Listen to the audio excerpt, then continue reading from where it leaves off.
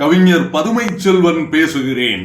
திரைப்பட இணை இயக்குனர், மேடை நாடக முதன்மை இயக்குனர், பக்தி பாடல்கள் எழுதிய பாடலாசிரியர், தத்துவ பாடல்கள் எழுதிய பாடலாசிரியர், 4 புத்தகங்கள் எழுதிய இலக்கியவாதி, 250க்கும் மேற்பட்ட மேடை நாடகங்களை இயக்கி நாமக்கல் கலெக்டர் சேவியர் கிரிசோ நாயகம் அவர்களால் விருது பெற்றவன்.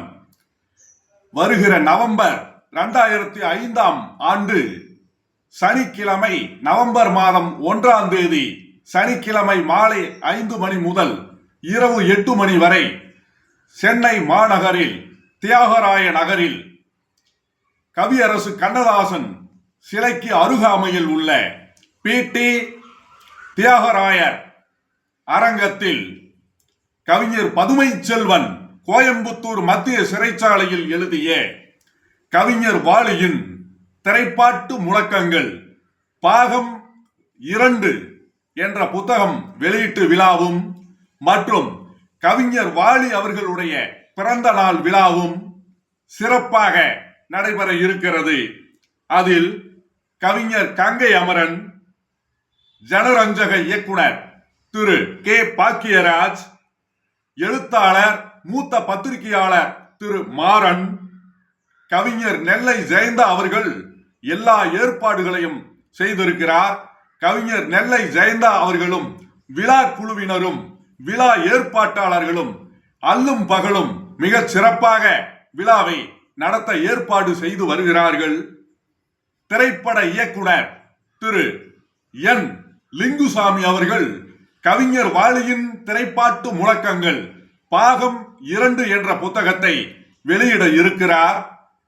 பொதுமக்களும் எழுத்தாளர்களும் கவிஞர்களும் திரைப்பட பிரமுகர்கள் மற்றும் தொழில் அதிபர்கள், காவிய கவிஞர் வாலி அவர்களுடைய ரசிக பெருமக்கள், காவிய கவிஞரின் மிக முக்கியமான நண்பர்கள் மற்றும் மூத்த எழுத்தாளர்கள் கலந்து கொள்கிறார்கள்.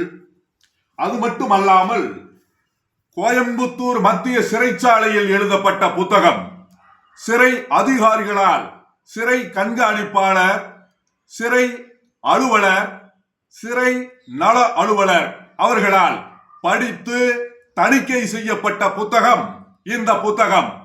வ.உ. சிதம்பரம் பிள்ளை கோயம்புத்தூர் மத்திய சிறையில் புத்தகம் எழுதினார்.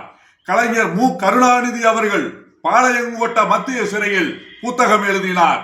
அதற்கு பிறகு கவிஞர் பதுமை செல்வன் நாமக்கல் மாவட்டம் மணியங்குளத்தில் பிறந்த பதுமை செல்வன் கோயம்புத்தூர் மத்திய சிறைச்சாலையில் காவிய கவிஞர் வாலி அவர்களுடைய அற்புதமான நல்ல பாடல்களை 100 பாடல்களை திறனாய்வு செய்து புத்தகமாக எழுதி காவிய கவிஞர் வாலி அவர்களுடைய பதிப்பகம் வாலி பதிப்பகம் வெளியிடுகிறது.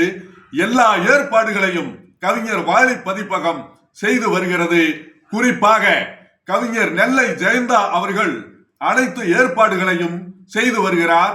நெல்லை ஜெயந்தா அவர்களோடு மற்ற விழா குழு நண்பர்களும் செய்து வருகிறார்கள். இந்த விழாவில் பொதுமக்களும் எழுத்தாளர்களும் கவிஞர்களும் காவிய கவிஞர் வாலி அவர்களுடைய ரசிகர்களும் நவம்பர் 1ஆம் தேதி சனிக்கிழமை மாலை 5 மணி முதல் இரவு 8 மணி வரை நடைபெறுகின்ற இந்த விழாவில் கலந்து கொள்ளுமாறு அன்போடு விழா குழுவின் சார்பாக கேட்டுக்கொள்ளப்படுகிறது. வாழ்க செந்தமிழ். நன்றி, வணக்கம். பேஸ்புக் நிர்வாக இயக்குனர் அவர்களுக்கும் யூடியூப் நிர்வாக இயக்குனர் பணியாளர்கள் அனைவருக்கும் நன்றி கலந்த வணக்கத்தையும் பாராட்டுகளையும் தெரிவித்துக் கொள்கிறேன். மீண்டும் நன்றி, வணக்கம்.